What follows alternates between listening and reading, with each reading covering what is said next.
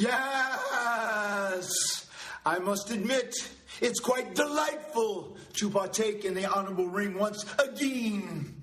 And I must also admit, Bucks of Youth, Dim Boys, that was quite the intoxicating matchup you just participated in.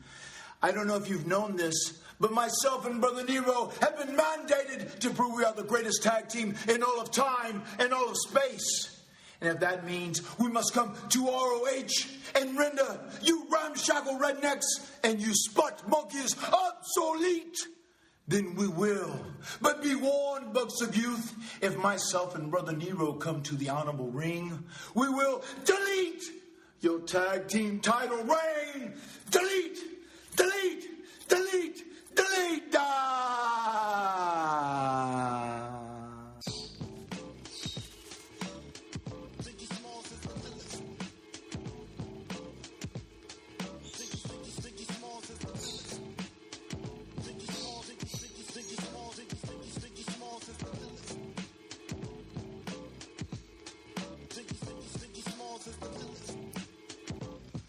Welcome, ladies and gentlemen, to episode 32 of the Lopez Wrestling Podcast, the fastest rising pro wrestling podcast in the entire world. It's your boy, the student of the game of professional wrestling, Josh Lopez, coming live from the dungeon in Chirac, Illinois. It's Wednesday, December 7, 2016, depending on when you guys are listening to this. You guys can subscribe to the Josh Lopez Wrestling Podcast on iTunes, Stitcher, Podomatic, Audio Boom, wherever you get your podcast from. The podcast for fans by a wrestling fan. I am a professional broadcaster, but hey, I'm not here to give you reality checks or not to say that I'm busted open. Okay, so ladies and gentlemen, we're here to have some fun. I am Josh Lopez. You can follow me on Twitter at NotoriousJoshi if you like. If you have any suggestions that you guys would like to listen to when it comes to a wrestling podcast, I'd love to hear from you guys. I'm not want to be shy and interact with you guys. No matter if you guys hear me go on a rant about ignorant fans, like I said, I don't like to lump one wrestling fan base into one bubble, you know what I mean? But at the same time, I will respond to people who are taking this business for granted, and I also will respond to those people who are either having their head shoved up their ass and not willing to look at things at a bigger picture. I am not here to be, the anti-wrestling fan guy. That's not that. And nor am I a guy and say, everything in wrestling is rainbows and butterflies. But you know what? At the same time, ladies and gentlemen, wrestling is supposed to be an escape from reality. And if a subjective storyline is bothering you that much and it's affecting your mood, then it's not for you, ladies and gentlemen. It's that simple. I'm trying to make everybody happy, but at the same time, I understand that in life you can't make everybody happy, and in wrestling you can't make everybody happy. And I understand that everybody has a right to criticism. That's perfectly fine. There's stuff I like, there's stuff I dislike. I just choose to approach it a different way. That's all. You know, I don't lose sleep over stuff I have no control over. You know what I mean? I haven't done that in my 22 years of life, and I'm not going to start doing it now. So, anyways, it's the 75th anniversary of Pearl Harbor, so I want to send my condolences to those that are affected from that national tragedy 75 years ago, man. It's crazy. Here to send some positive vibes. You know, December, the year is almost coming to an end.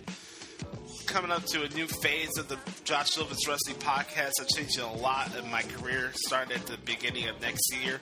And looking forward to see what's coming up in 2017, ladies and gentlemen. You know, I made the decision to not record the shows live on Google Hangouts anymore, and I think it's the right choice for now. You know what I mean? I feel like things are cooking here with the Josh Lopez Wrestling Podcast, and hell, I mean, we had our highest rated edition of this particular podcast since I left ChicagolandSportsRadio.com back in April. Over 5,000 listeners and downloads last week, and I couldn't be more humble and grateful for your guys' support. It means the world to me. You know, I didn't know what was going to happen once I was done with Chicagoland back in April. Adam gave me the idea of doing the podcast with each other. He decided to leave. That's not in control. He can do what he wants. And now we're back to doing this. And I want to thank the good brother Ronnie Starks for coming on last week. He was the one that reached out to me. And look, ladies and gentlemen, since I've been doing this new podcast, I haven't been worried about having guests on. It wasn't a necessity for me like it was when I was doing radio work, because obviously radio and more radio, you would like to hear people have guests on instead of the host talking for 3 hours like I was back in Chicago at SportsRadio.com. I had a lot of people on my show over the past 3 years on the PWE show. JR, Ken Shamrock, SoCal Val, Jeff Jarrett, Santino, John Morrison, so many people from Lucha, Chavo Guerrero especially. So I just wanted to say thank you guys for those that have been true supporters of me from the beginning, back in 2013 to where we are in 2016. Now a couple weeks away from 2017, man. It's been a fun ride. I don't regret doing this in the first place. Coming up in WrestleMania season, it would be my 4th year being part of the wrestling media, I guess, if you say. But I've been a professional broadcaster for 3 years. I graduated from the Illinois Media School. I am a trained professional broadcaster. I write for the Zone of Wrestle. If you guys notice, my play-by-play pieces. And I put a lot of heart and effort into those pieces to try to make them stand out. And people say, oh, I could come up with the student of the game thing just for the hell of it. No, I live and die by that. That's how I handle things. I love this business. I don't take it for granted. If anything you take away from this particular podcast, I hope you would take the way that I'm trying to promote the good in the business.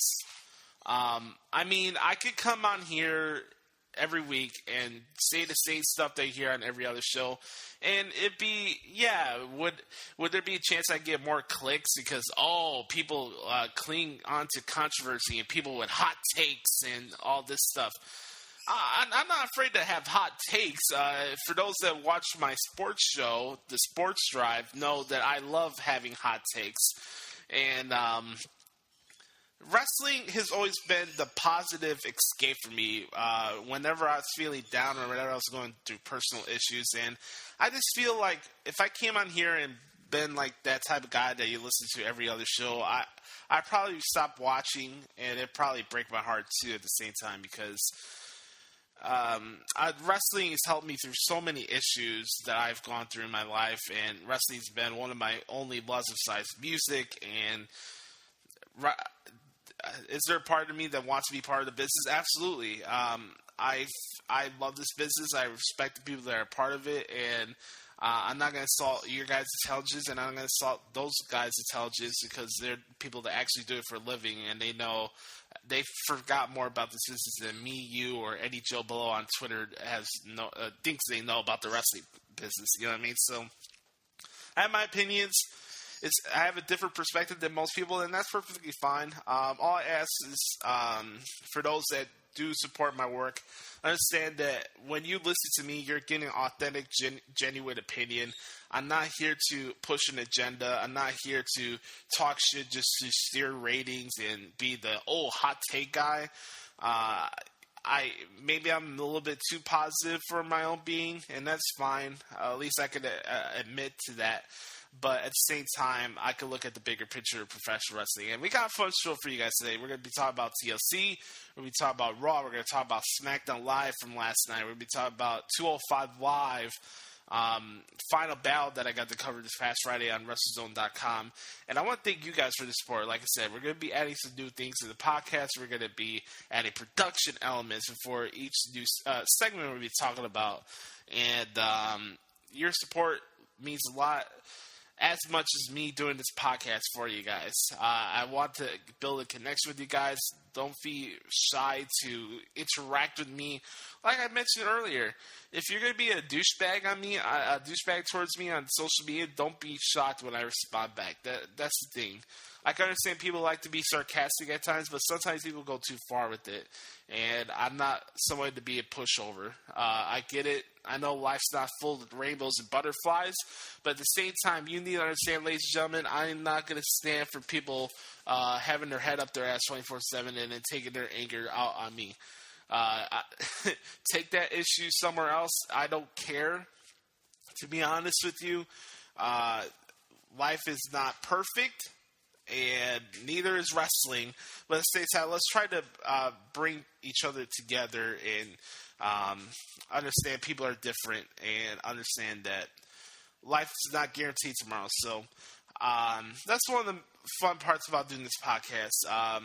I get to express my opinion, and I do it on my own terms, and that's the fun part of doing this. And I just want to thank you guys again for the support from last week's episode. Over 5,000 listeners last week, and that's pretty cool. It's not the highest amount of listeners I ever had for an interview or podcast or a radio show before, but it's a good starting point, at least for this new project. So thank you guys for the support again. And if you like what I'm doing here on the Josh Lopez Wrestling Podcast, all you have to do is subscribe, tell a friend. That's all I ask. We don't have a t-shirt store, so I'm not going to charge you guys to go on a GoFundMe page or buy my t-shirt on ProWrestlingTees.com, because I don't have a t-shirt for ProWrestlingTees.com, even though Pro Wrestling Tees is in the same exact city I'm living in right now. So anyways, we're going to start off with a bang here. We're going to start off this week's show talking about TLC. Let's get to it. What's up, Daniel? Did you just see what happened out there? I did, yeah. That was like the best strategy ever, right? Why was that your strategy? Because I've defeated AJ Styles 3 times, and now I get my guaranteed WWE World Title match against AJ Styles, who I have his number, so I'm going to win the WWE World Title. But you robbed your closest friend here in WWE of his own championship opportunity that he would have had tonight. I'm not worried about that. He would have done the same thing to me. We go way back. Do you? When I win the WWE title, to make it up to him, I'm going to give him the first shot. You do realize that the only reason you ever beat AJ Styles was because Dean Ambrose was helping you. I mean, that's a lot of people say that. I don't believe that. I truly believe I have AJ Styles' number, and I can defeat him for the WWE World Championship. AJ Styles classed you off the stairs last week. What are you talking about? You're in a neck brace. Yeah, I'm a little beat up, you're right. But that wasn't a match, Brian. That wasn't a WWE World Title match. It wasn't a match at all. Can you picture yourself in a one-on-one situation with AJ Styles for the WWE World Championship? And do you think that's a good spot? Well, actually, it's funny you say that. I just saw Shane McMahon, and I'm going to get that opportunity this Tuesday on SmackDown Live for the WWE World Championship against AJ Styles. And like I said, Renee, I truly believe I have his number, and I'm going to win the WWE World Championship this Tuesday on SmackDown Live. James Ellsworth, now responsible for AJ Styles retaining the WWE World Heavyweight Championship at this past Sunday's TLC pay-per-view for Dallas. Welcome back to the show, ladies and gentlemen. Josh Lopez here, back in the dungeon. First, I want to apologize in advance. I haven't had a chance to do this a lot of the old YouTube show, but I apologize in advance for the birds in the background. It's something that's out of my control. I didn't want the birds in the first place, but that's the bad parts of when you live in a house with a mother who loves birds and animals. So it is what it is. It's out of my control. But hey, I do got some good news. My dad's new apartment looks to be all set up, so it looks like I'm going to be recording a lot of the shows from over there now, so that's going to be a lot of fun. So anyways, going back to TLC, spent 6 hours typing out the pay-per-view with editing. Believe it or not, people, I do edit out my articles. But anyways, I really enjoyed covering the TLC pay-per-view this past Sunday. TLC is one of those unique pay-per-views where, yeah, you have a lot of hardcore matches, and sometimes it can go very good, and sometimes it can go very bad. There's been 8 TLC pay-per-views over the past couple years, and I think last Sunday's was the best out of all of them that I've seen. I just thought it was just an all-around great show that fit with all the stories that were told. I got to give credit to the agents who were able to provide a different story for each particular gimmick match there was. So I got to give credit to the agents, got to give credit to the talent. And I thought it was a good outing for the entire SmackDown Live crew. Starting off from the beginning where the Wyatts are now the new SmackDown Tag Team Champions. It's really interesting. You know, I was really into the whole Bray Wyatt, Randy Orton pairing when it first started, and I really didn't know where it was going to go. And that's the one thing I want to bring up here on today's show. You know, we as wrestling fans don't need to know everything that's going to happen before it happens. You know what I mean? Just because a new angle starts doesn't mean we need to know why the next week. We don't need to know why Chris Jericho now doesn't want to talk to Kevin Owens anymore. We don't need to know why Bray Wyatt and Randy Orton are partners and how long it's going to last. We don't need to know that stuff. We don't have to do that as fans. We're not responsible, and we're not supposed to, or we're not required to be in that booking committee or that boardroom, like Adam brings up a lot.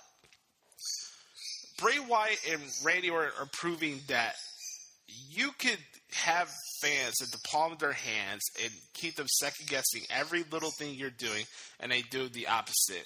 And Bray Wyatt and Randy Orton have been phenomenal together as a tag team. Happy that the SmackDown Tag Team Champions. I thought Heath Slater and Rhino had a good run, but obviously we knew why that was happening. There was a plot point to get Heath Slater onto SmackDown Live, and if you ask Heath Slater, I bet you he'd be happy with the run he had with the tag team titles, because, you know, the guy was off TV so many times over the years and used like a joke, and the fact he got so much focus coming out of the draft and he became a champion, I don't think this affects him negatively. We'll talk about this later on SmackDown, but it looks like the team of Rhino and Slater are no more. But going back to the Wyatt family, like I mentioned before, we don't need to know when these two are going to split with each other, and we don't need to know why these two are together in the first place. We don't need to know, oh, hey, this is because Orton and Harper looked at each other. Oh, breaking news, it looks like WWE setting up a feud with Randy Orton and Luke Harper. That's the new headline today, probably, right? Yeah, Orton looks weird at Luke Harper, so that means imminent feud in the future. Well, no shit. Thank you, Captain Obvious. But anyways, let's get to the next match here. We'll talk about Nikki Bella and Carmella. I'll say this. You guys know I'm the positive guy, but one of the things that I've never enjoyed in wrestling was bringing up things just to get a pop from hardcore wrestling fans. That's something I don't like, and sometimes I think all wrestling companies do it to a fault, where you listen too much to the niche audience. I get it that Carmella was bringing up the John Cena thing for heat, and because that's a lot of what the hardcore fans' perception is of Nikki Bella. It's just something in me like, is it really necessary to bring that up? But I have enjoyed the Carmella and Nikki Bella feud despite that. I thought they had a better match than I expected it to be. And I gotta say, man, Nikki Bella looked the hottest I ever seen her in my life. Obviously, she's sexy. Does she have reproduced boobs? Absolutely, but still, at the same time, I think she gets hotter and hotter as the days go by, and I like where they're going with this, and I think I'm happy that Nikki won. Carmella, after the match, said that it was Natalya who attacked Nikki Bella at Survivor Series. You guys remember Nikki was the captain of SmackDown Live against Team Raw. Nikki Bella got injured. She wasn't able to compete. So, looks like we're going to get to... See, here we go again. Just like going to like any other wrestling fan logic. Oh, no, that means, hey, we're going to have Nikki Bella versus Natalya in the feud. So that's interesting. So, yeah, it's just a little thing for me. Like, it's not the end of the world, but to only bring up John Cena for the sake of getting heat is kind of to me. Like, I get it. It's going to get a pop from the hardcore fans because Anything that goes on with John Cena and Nikki Bella is always bad, always bad, always bad. Just like a lot of fans' perceptions about WWE. It doesn't matter what they book, unless it doesn't go by your standards. It's according to you. Then it's bad booking. I really laugh at the narrative of bad booking. How do you know what's bad booking or good booking? Hell, I don't even know what's good or bad booking. The fuck? I don't know. None of you know.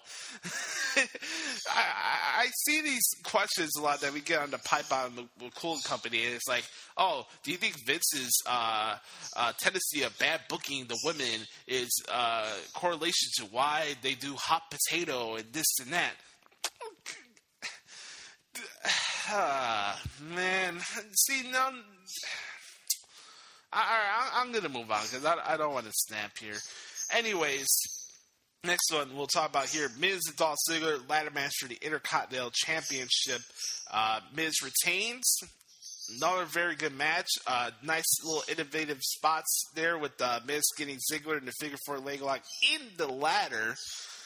Very, very nice. I thought Ziggler had a good outing as well. And you gotta say this.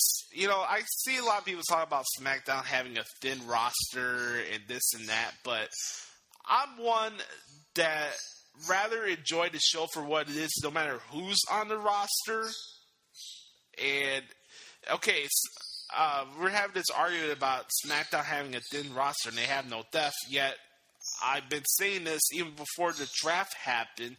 SmackDown is a better overall enjoyable show than Raw has been over the past 2 to 3 years. And that's the thing, though. Ladies and gentlemen, you guys say that I'm too positive and I'm not willing to say things are bad. I choose not to dwell on things like you guys do. I understand that Raw is not perfect every week. It's not. But at the same time, for me, and it's not because, I cover SmackDown Live each week. I enjoy SmackDown more than Raw. I don't care that the roster is thin. It's a better show. It's been a better show for a while now. A long while. So, going back to this, Miz and Ziggler had a great rivalry, and I feel towards the end of the year, they'll probably be considered for Slammy Rivalry of the Year. For me, I think Miz and Ziggler deserve a lot of credit for being one of the marquee attractions for SmackDown Live since the split. And I think the best thing having a brand split, if you will, is the fact that it's given both writing teams the opportunity to tell longer stories and have plot points. Being a broadcaster and understanding how weekly television is supposed to be run, I understand why they do what they do on weekly television. Ladies and gentlemen, when you're watching a weekly television show, you're not supposed to expect stuff that you see at an independent show for a live DVD taping or a pay-per-view level show. It's not like that.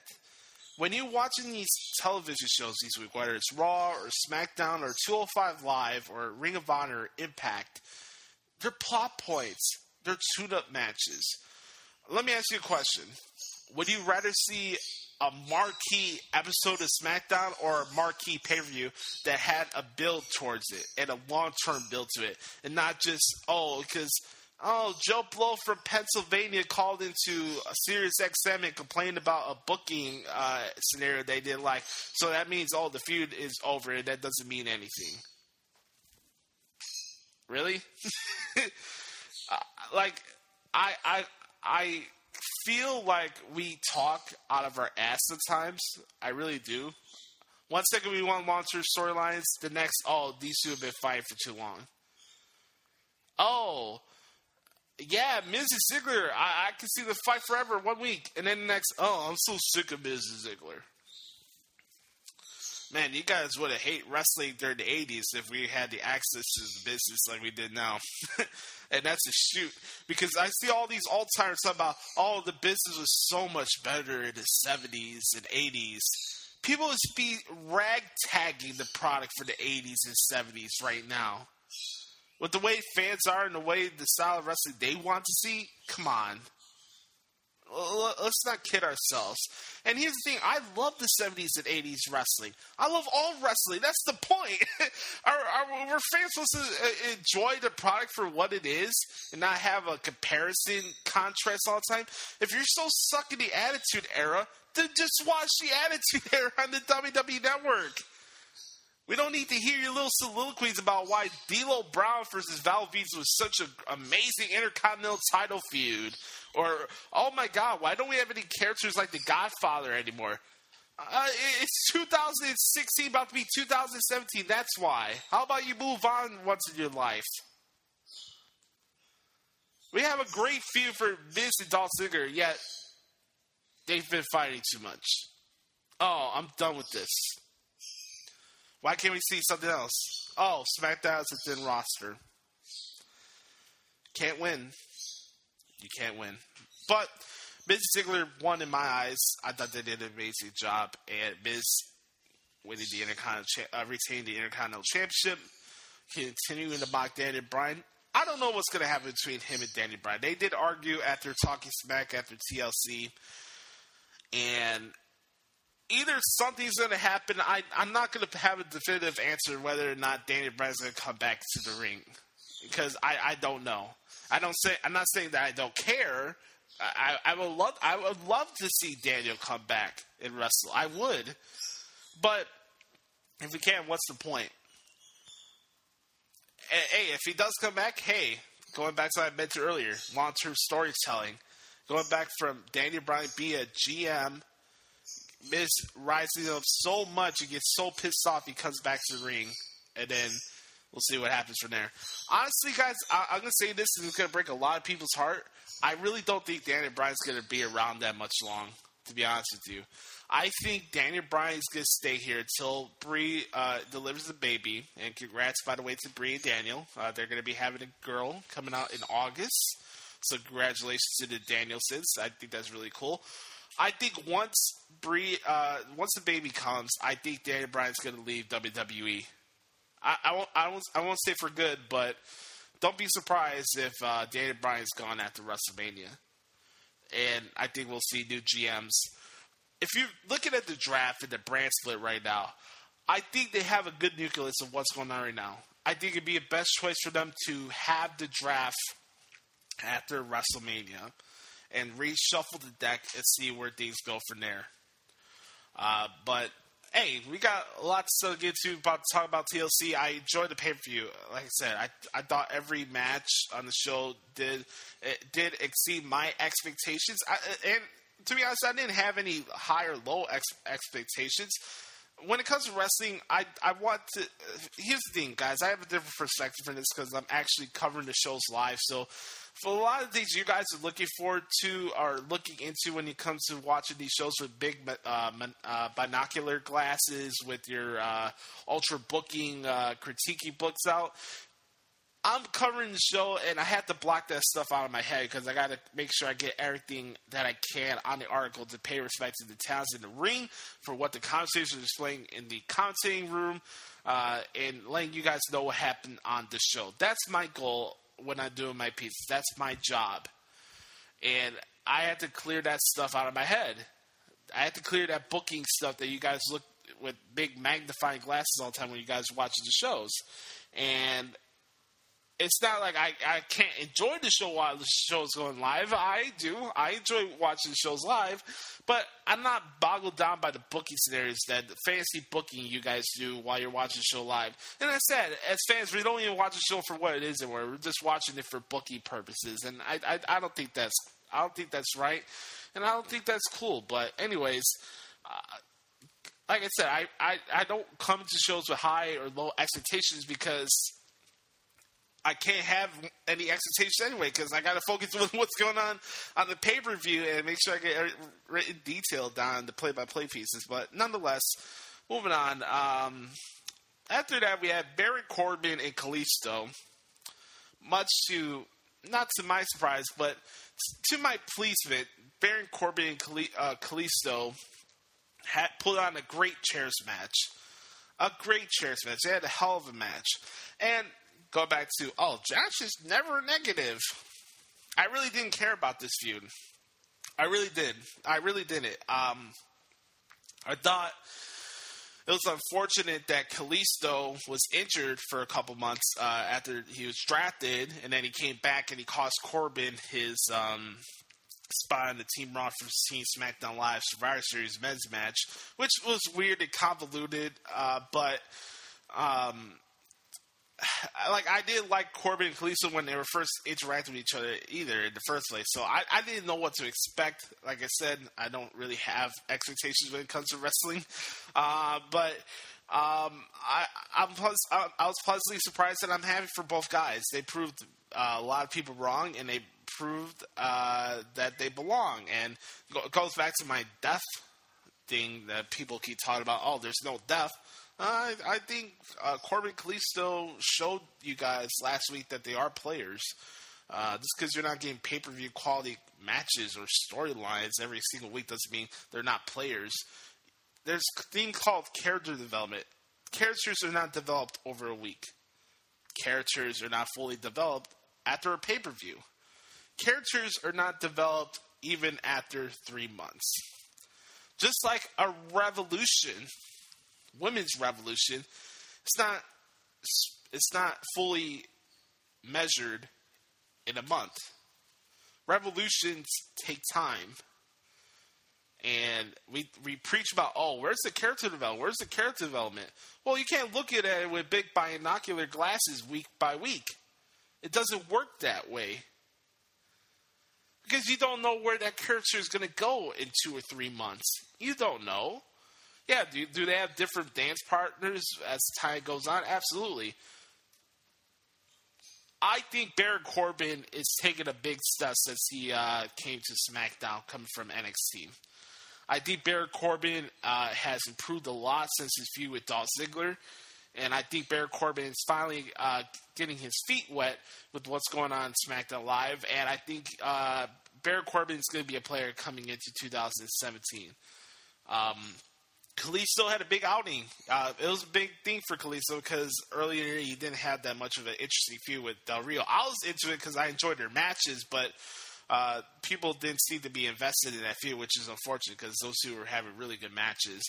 But nonetheless, happy for Corbin and Kalisto. Corbin won the match with the end of the day. That's one of the coolest finishers I've ever seen in wrestling. I don't care what anybody says. I thought it was dope. Alexa Bliss became the new SmackDown Live Women's Champion. Very, very cool. Happy for Alexa. She's a beast. Shout out to Becky Lynch, too. She did a phenomenal job as well. It was a very good match. Tables matches are not easy to do, just even from a fan point of view, because you're already seeing a chairs match, you're already seeing a ladder match, you're already seeing a lot of hardcore matches. So how are you going to make them stand out from others on the show, right? And you're already going to have the TLC match as your main event, you know what I mean? So I'm looking at this and I'm like, okay, obviously, Becky and Alexa are kind of challenged with the fact, okay, they got to use the table in order to win the match. They gave the women time, which I thought was cool. I thought it was very cool. And Alexa, speaking of no death or etc., I want to know as men, why do we have to look at shows like, there's not enough death where we don't have enough interesting male feuds on the show? Why, instead of thinking it that way, how about you realize that the women are actually carrying that missing hole that you're looking for on a particular show, like Alexa Bliss are on SmackDown, Alexa Bliss and Becky Lynch are doing on SmackDown, or just like how Sasha and Charlotte are carrying Monday Night Raw. I think we're still stuck in that male chauvinistic way of, all wrestling shows need to be dominated with major, intense, male-driven feuds.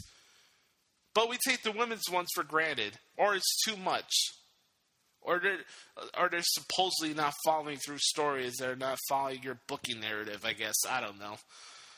But I got to give big props for Becky and Alexa Bliss. They took a major step up in the pecking order after the brand split, and they've been killing it. I'm happy for Alexa Bliss that she became this new SmackDown Women's Champion.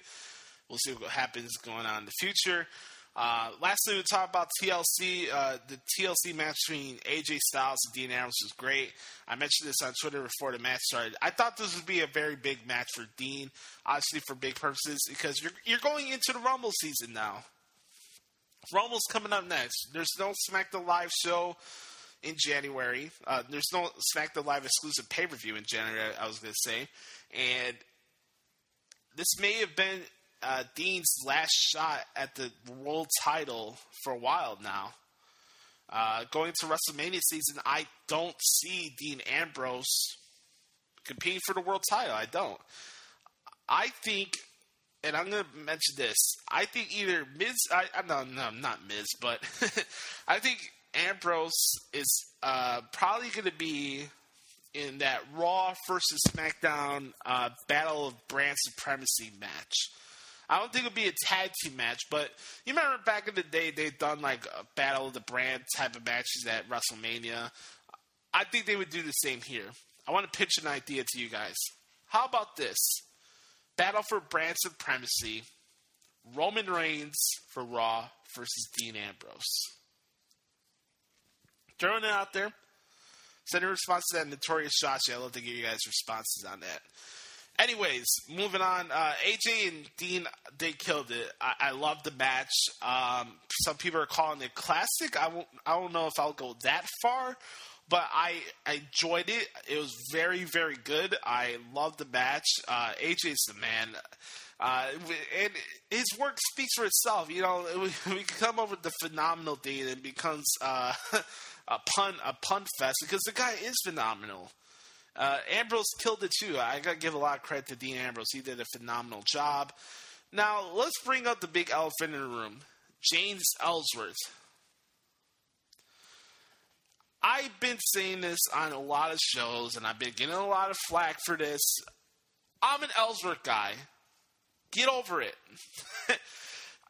I don't get the hate for the guy. I really don't. A guy's an independent wrestler. The guy owns his own promotion in Baltimore. The guy has an amazing story. If you checked out his appearance on Talking Jericho, a great podcast, by the way, go check it out. Ellsworth, I became a big fan of Ellsworth, the guy, coming out of the Talking Jericho podcast. So whatever the guy was going to do on television, I wanted to support the guy because I know his passion for the business. And a lot of the guys in the back actually like James Ellsworth. It was shown in that podcast with Jericho. And I don't get the hate. I really don't. I mentioned this on the Python last week. Do you really hate James Ellsworth? Or do you hate the fact that Dean Ambrose is not a heel right now? What's there to really hate about James Ellsworth? And don't tell me his chin because that's lazy and uncreative as sometimes WWE's creative can be. Look, there's times where I could understand complaints from fans. I could, but since it's stuff like this that I don't get. The guy is getting reactions from the crowd. The guy is making you react.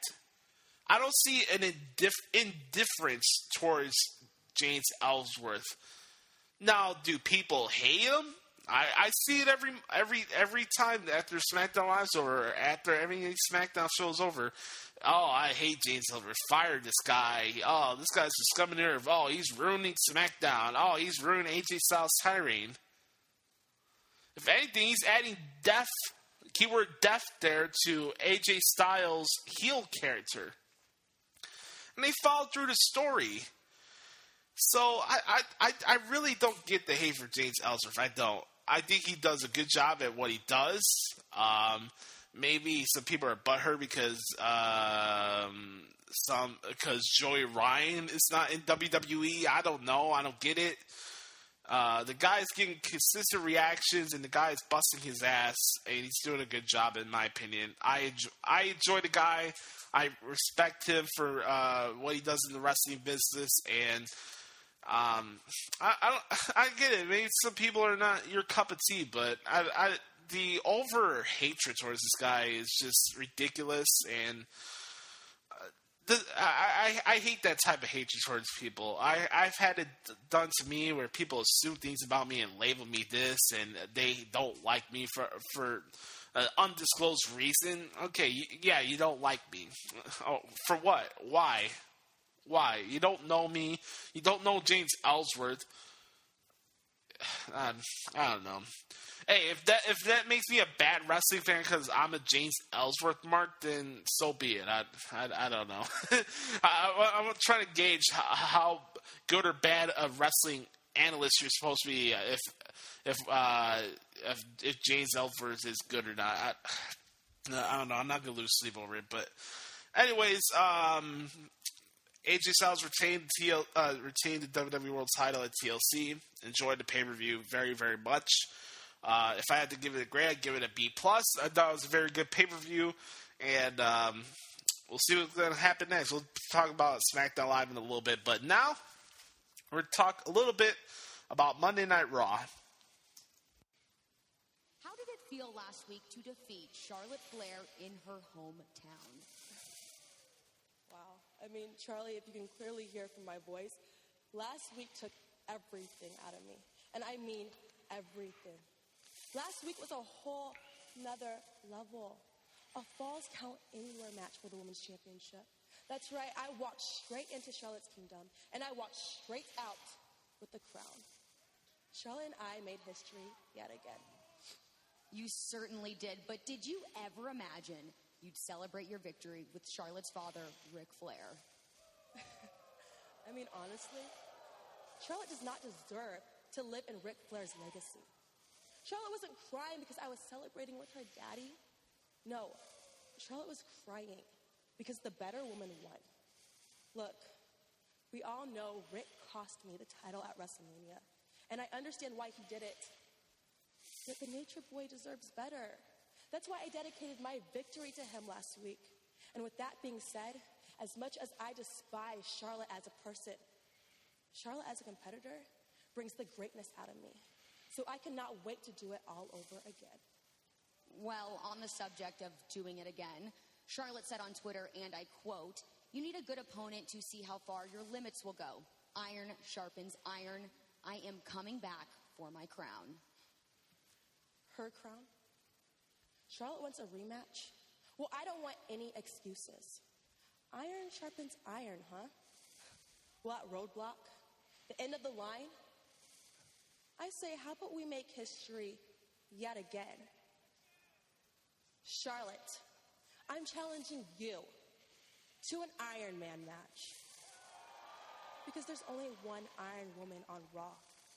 And I'm going to prove once and for all that that woman is me. There you go. Sasha Banks versus Charlotte in the Iron Man match at Roadblock, end of the line, coming up a week from this Sunday from Pittsburgh, Pennsylvania. Monday Night Raw coming live from Austin, Texas, this past Monday night.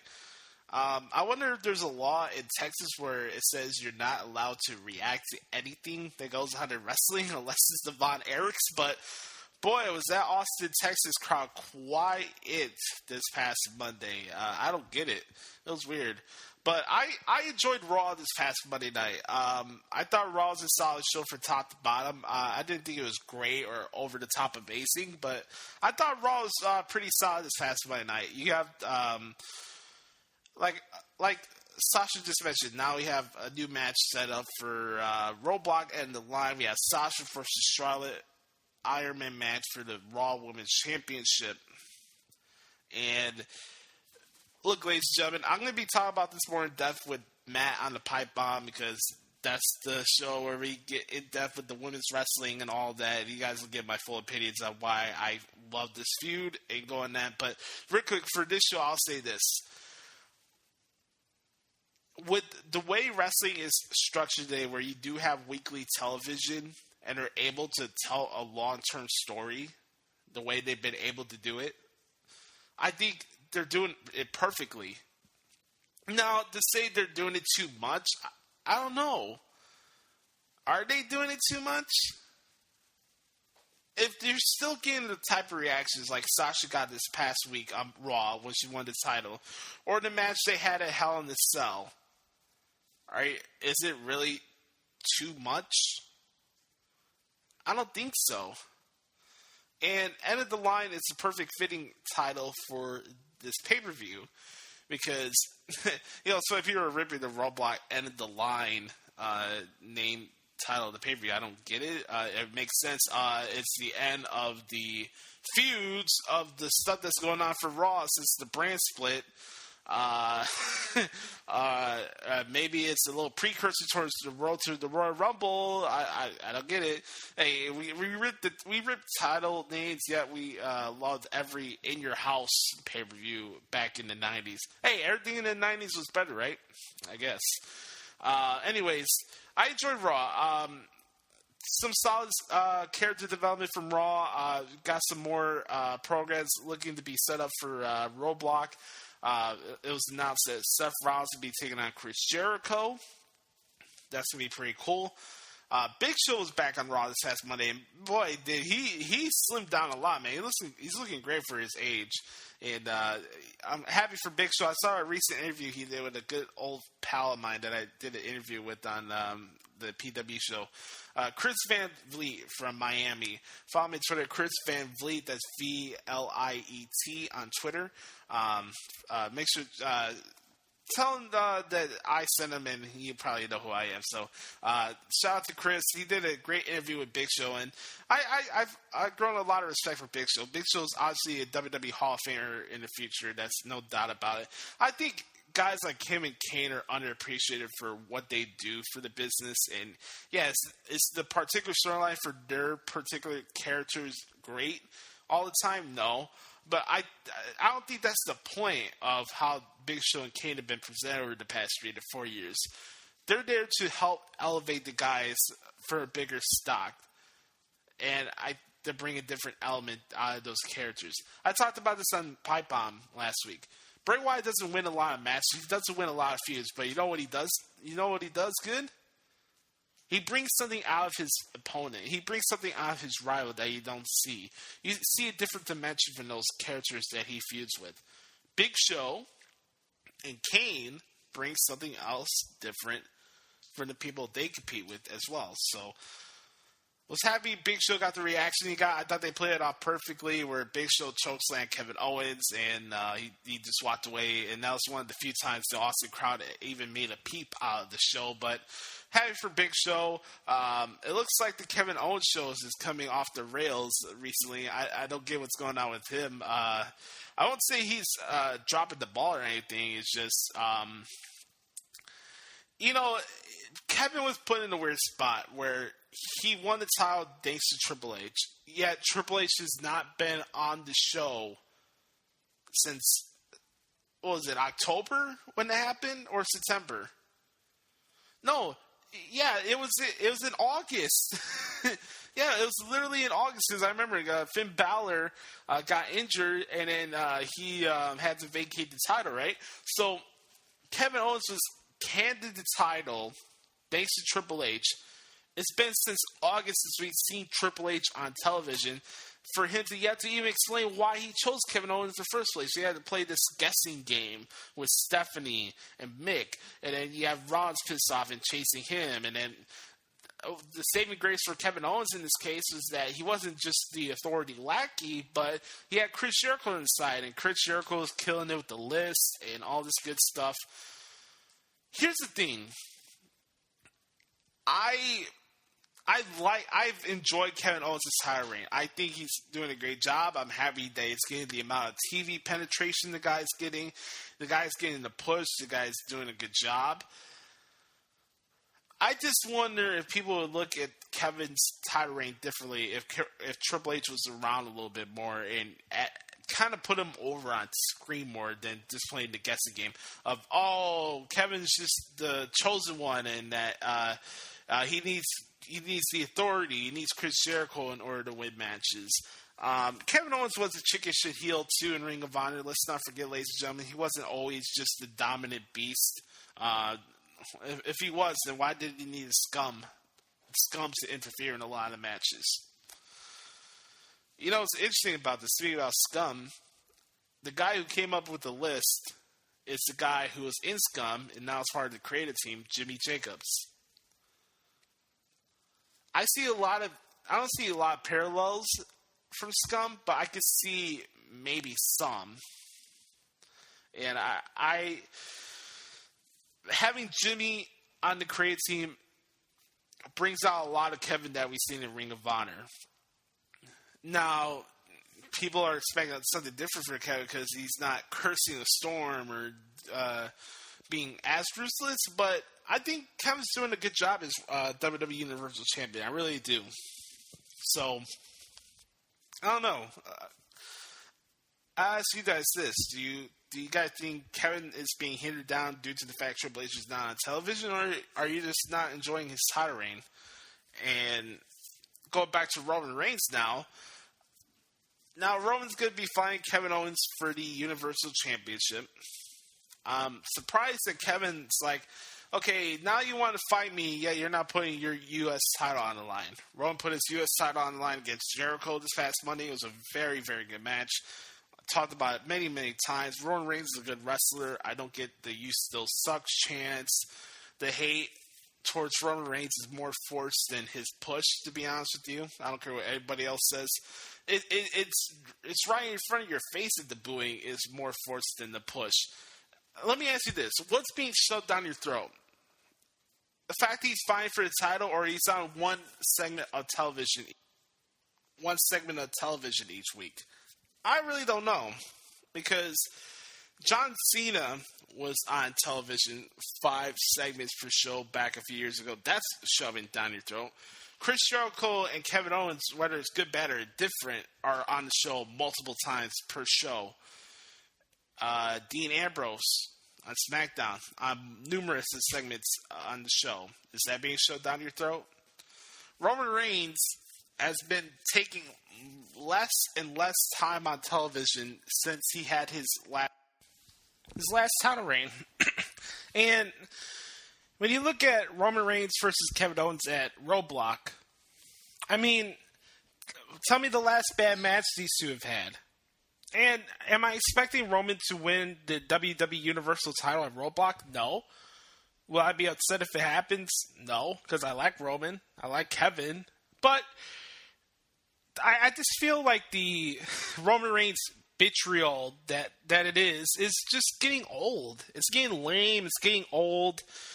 You want to call Roman Reigns stale? Hey, you're booing towards the guys becoming stale, at least in my opinion. But anyways, before we go back to Raw, I want to play a clip because Mr. Vince Russo says nobody has the balls to show audio clips of him talking out of his ass.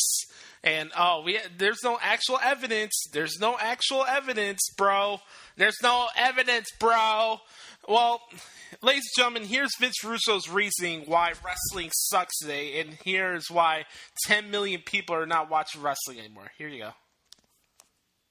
Like it was a real show. Like it really happened. Am I the only one that sees the idiocy in any of this? And then you wonder why I don't want to talk about wrestling. How can I talk about something that's so stupid? Does anybody realize how ridiculous and retarded that is? It's insanity, bro. It's a shoot all week long. All of a sudden on Sunday, everything is real. Normal people see that. And normal people laugh at it like me, and normal people are saying, what the hell is wrong with you guys? So here's the problem, and here's the only thing that will ever change professional wrestling. They have not evolved wrestling storyline-wise.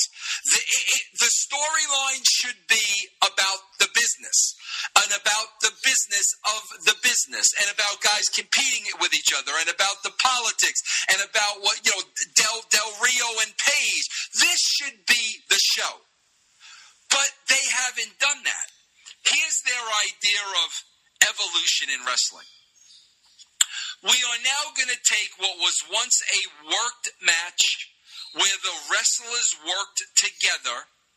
We're going to take the psychology out of that match, and we're now going to become stuntmen, and we're going to do death-defying moves throughout the course of the match, and we're going to hope everybody chants this is awesome, and more importantly, we're going to hope we don't get hurt. Because that's what wrestling has become. When they're laying out these ridiculous moves that are unnecessary, with the exception of the boneheads that are paying the WWE all this money, the money marks, when they're laying out all these ridiculous high-risk maneuvers in the back where nobody's safe, they're hoping they don't get hurt.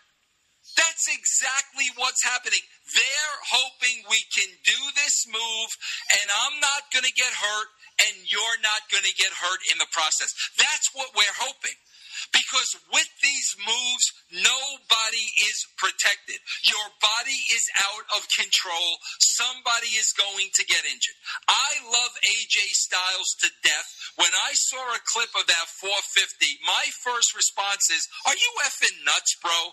Are you effing nuts that you're going to put your body on the line for a 2-second spot that will be forgotten tomorrow, whereas if you miss that spot by a centimeter of a freaking centimeter, either you're going to get injured or Ambrose is going to get injured, and of course, somewhere in the fight, AJ Styles got injured. Oh, surprise, surprise, surprise. So they're doing all these stuntmen type moves, and they're putting themselves at risk, and they're putting their opponents at risk. Meanwhile, nobody's protected. It's no longer a work. They're not working together. They're hoping to survive the match. That's what's happening. Well, let me go back to what I've been saying for the last 2-3 years. If that's the case, then why don't you go out there and fight for real? Why not have the same wrestling show, develop the characters, have the storylines, build up to the match, and let the match MMA, dumbass. Real. All the tough guys in professional wrestling that want to do all this crazy crap, let the match be real. Go out there and wrestle for real. That's how MMA started. The early fights in MMA were worked shoots. Go out there and wrestle for real. You want to see the wrestling business be born again? Well, that's what you need to do, because I am telling you, there will be a less chance of you getting hurt in a real fight than you doing all these crazy, ridiculous moves through tables and announce tables and off ladders and onto the floor. There's a less of a chance of you having a shoot wrestling match and somebody getting hurt.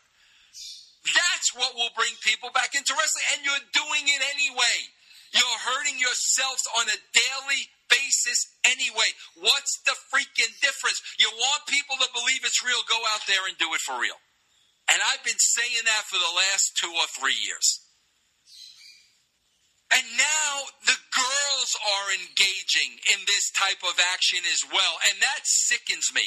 Anybody who says they had a problem with the bra and panties matches, anybody who had a problem with that, let me tell you something. The women were safe in bra and panties matches. They weren't hitting each other with ladders and jumping off of ladders and going through tables and doing ridiculous things. Women are not built the same way as men. Are you going to call me a sexist that I made that comment? Awesome Kong is a unique woman. Women, from a physical standpoint, are not built like men. I don't believe that they will be able to take that punishment on their bodies the way that men can. So anytime anybody says anything about bra and panties, scratch my ass. Those girls were safe. Nobody was in harm's way. Nobody was going to get hurt. How many times has Sasha Banks been hurt? All right. Enough. Before I pop a blood vessel on this jackass. Okay, so I wrote 2 years of good quality programming because I was copying off of everything that happened on the Jerry Springer Show, South Park, and a bunch of other ridiculous shows during the 90s. That means I have all the answers. So wrestling needs to become a shoot in order for 10 million people to come back to wrestling. Or, wrestling needs to go back to TV 14 so we can get logical storylines, I guess. Because you can't tell logical stories in the PG world, right? And then he goes, bra and panties matches were more safe for the women than what the women are doing now. Because, hey, women can't do what the men do. Women can't handle the same amount of pain that men do. And this is the stuff that pisses me off. I'm here trying to give you guys a different outlook on things from a bigger picture perspective. Have I ever worked in the business? No. Do I respect this business? Absolutely. I give you guys a genuine opinion, but this dumbass you listen to and you get on your knees for and praise him like he's the god behemoth because he wrote 2 overrated years in the Attitude Era and he's the greatest writer of all time. My fucking ass. He wanted to revolutionize wrestling and evolve from the Attitude Era. Then why did it take 17 years for you to become relevant after you left the WWF? Answer me that, Vince. Bro. Because tell me what positive impact have you brought to the wrestling business since you left WWF? And I'm not even going to bring up the filter part. I don't really care if Vince was your filter or not, Vince. I don't care if Vince McMahon was your filter or not. I really don't. But tell me what positive impact have you made to this wrestling business since 1999? I'm waiting. And don't tell me TNA because TNA is unwatchable. Thanks to you. Don't tell me WCW because you're writing WCW and people didn't give a shit about the show after 2000. Congrats. Congratulations, Vince. You got a big mouth. Awesome. You're from New York, so you got a big opinion. And that means I'm right because I'm from New York. Everything I say is facts. Oh, I'm just being honest. Bro. I got to say 100 times, I'm just being honest. If you're that insecure to remind people that you're just being honest 50 fucking times during the show, you're not honest. You're not.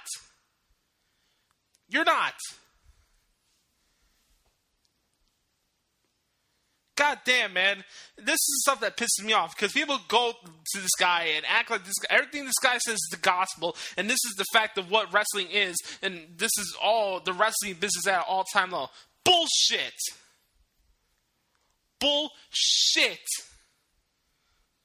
Because you guys don't have the ability to evolve with the times. You say that WWE doesn't evolve with the times. How are you evolve with the times?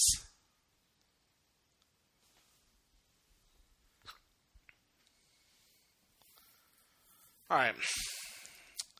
Got that out of the way. Now let's go back to Raw. One last thing I'll mention about Raw before we go to SmackDown and wrap things up here. I enjoyed the stuff that was going on with Enzo and Lana. I thought it was cool. Change of scenery in wrestling shows are pretty cool. I enjoy it. You don't need to do it every week, but every once in a while it's good. And especially if it works, then okay. But the stuff with him and Lana are great. I mean, you can't deny it, man. Lana's sexy. you can't deny that fact. She's awesome what she does. She's a great manager for Rusev. It looks like it's going to be Rusev versus Big Cass at Roadblock, which I'm fine with that. That'd probably be a good match. But at least they're doing something for both Enzo and Cass and also for Rusev and Lana, you know what I mean? I think this is a little bit more effective than what Rusev was doing with Dolph Ziggler and Summer Rae. So we'll see what happens. I enjoy it. I really enjoy what's going on between Enzo and Cass and Rusev and Lana. Last thing on Raw, Charlotte, her public apology, if you will. Shout out to Dusty Rhodes. Rest in peace. Her back and forth with Ric Flair this past Monday was awesome, man. Charlotte, again, proving why she's one, if not the best performer in all of women's wrestling right now. The stuff she's doing as a heel right now is just, you can't deny what she's doing right now. And she may be the best heel in the entire business right now besides The Miz. What Charlotte Flair is doing right now is astronomically successful, and I couldn't be happier for her. She kills it, man. She kills it every week. And I can't wait to see what's going to happen between Sasha and Charlotte. But, hey, they're going to take unnecessary risks, bro, and we should just make wrestling a shoot and have 1:30 wrestling matches. So, we don't have enough time for watching wrestling matches. Oh, we just want to watch a show about why things are booked and why this or that happens. Yeah, okay. Like, I really cared about why Terry Reynolds had a predetermined abortion on television during the Attitude Era. Oh, I want to know how Mark Henry and Chyna's angle was booked. I don't give a shit about that. I want to watch the show for what it is. And the fact you have to judge people because that's the style of wrestling they enjoy, who are you to say that? If anything I ever bring up about stuff that bothers me about what fans say is that these people take this stuff too seriously and they attack the characters and attack their integrity as human beings. That's the only thing I'll ever go on a rant about when it comes to fans. But I'm not going to tell them, oh, you can't enjoy Ring of Honor style wrestling. I'm never going to tell them, oh, you can't enjoy NXT or this or that. Enjoy what you want. Just don't be assholes to the people who are doing this for a living. That's all I have ever asked. But this guy has everything figured out in the world of professional wrestling. He has all the answers. He does.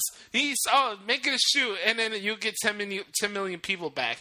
And his little narrative about, bra and panties were more safer for the women, in that women can't take the same amount of pain as men. That's bullshit, man. I'm not even going to call it sexist. I'm just calling it bullshit because that's just ignorant, to be honest with you. So, whatever. But I thought Raw was solid. I didn't think it was great. I didn't think it was the best Raw of the year or ever. But Raw's been pretty consistent over the past couple weeks, so that's good.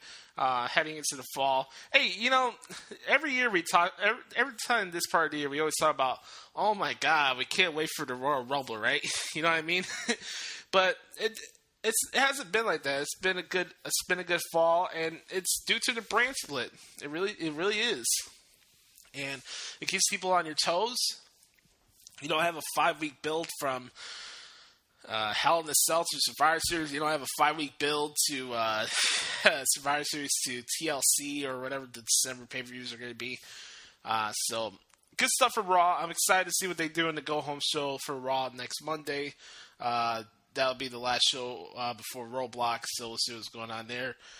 Really quick on SmackDown. I thought the show was okay. I didn't think it was great. I really enjoyed the stuff between Dean Ambrose and Miz last night. I thought it was very, very good. I was happy to see Chad Gable versus Tyler Breeze. Something a little different out of the box instead of just having American Alpha to Breeze on again. And here's the thing. People say that SmackDown doesn't have depth. They're giving these guys opportunities each week. I like the fact that some people are not on every single edition of SmackDown each week. I think it's kind of cool.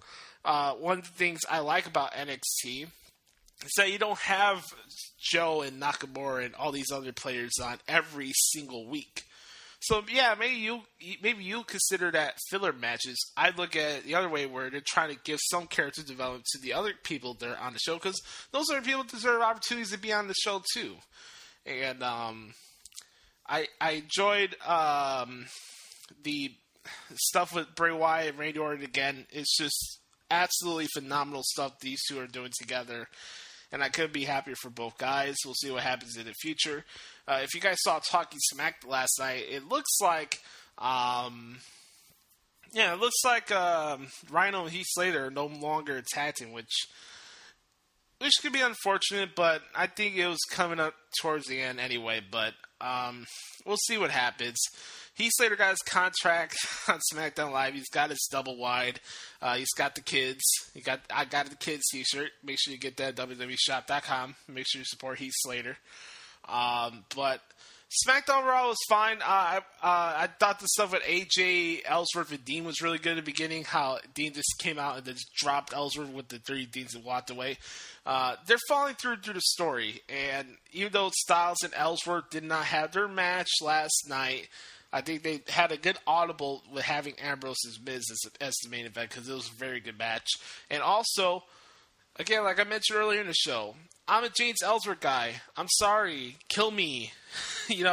Call me whatever you need to do and say that I'm a terrible person because I like James Ellsworth. Oh, my God. You know what I mean? But obviously, I think the story here is that they're not going to have Ellsworth take the title from AJ Styles, and I don't think people are that gullible to believe that Ellsworth was really going to beat AJ Styles for the title. I mean, come on. Hey, the Bromaster, I just played the clip over there earlier. The only reason why he put the title on freaking David Arquette because they wanted to get the headlines on USA Today. I mean, come on. Vinny Rue is no longer booking the territory anymore, and that's a good thing, to be honest with you. One last thing I mentioned up before we head out of here for this week's episode. Shout out to the guys at 205 Live.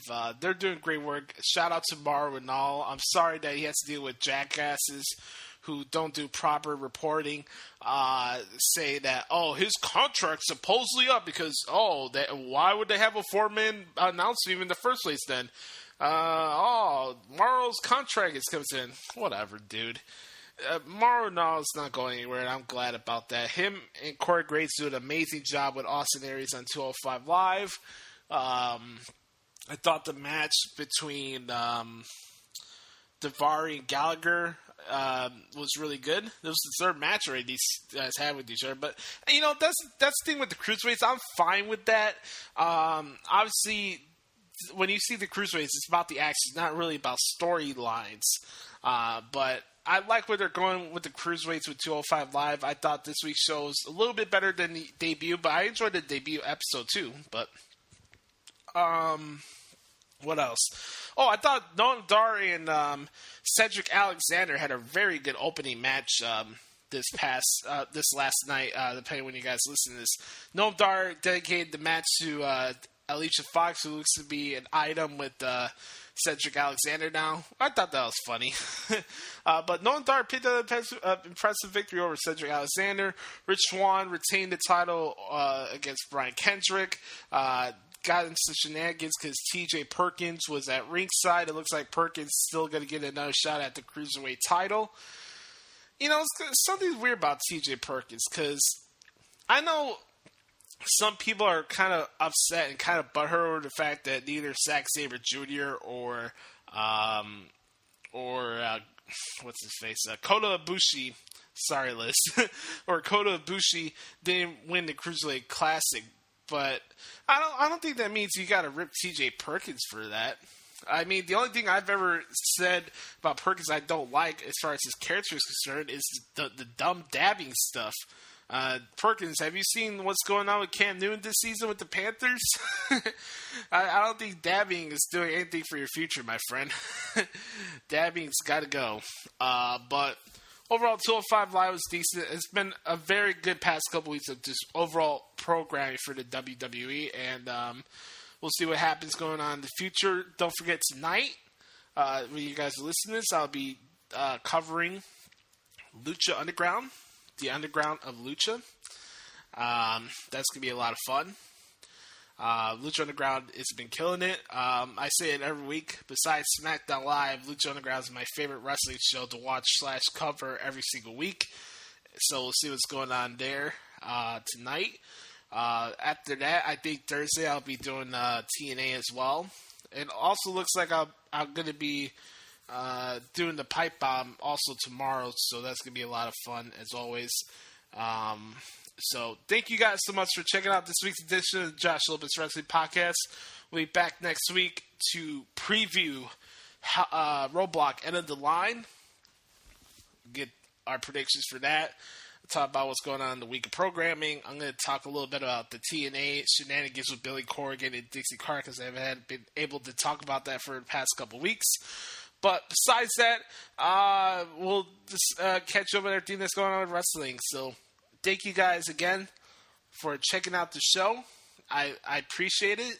Thank you guys so much for your support over the past couple of months since this project's been in the transition process. And thank you once again for last week making it one of our highest editions of the Josh Lopez Wrestling Podcast ever. So for that, I'm very appreciative. So thank you guys for checking out the show. If you guys want to subscribe to it, go to iTunes /Josh Lopez Wrestling Podcast. Subscribe there. Leave a 5-star rating. It helps us with our iTunes rankings. Leave an honest review. I'd love to hear from you guys, positive or negative. Besides that, thank you guys for checking out the show. Also, really quick, I'm going to be adding the audio version of these shows onto YouTube, so you can check those out with our other previous editions of the Josh Lopez Wrestling Podcast as well. So, thank you guys for checking out the show. This has been episode 32 of the Josh Lopez Wrestling Podcast, and I'll talk to y'all next week.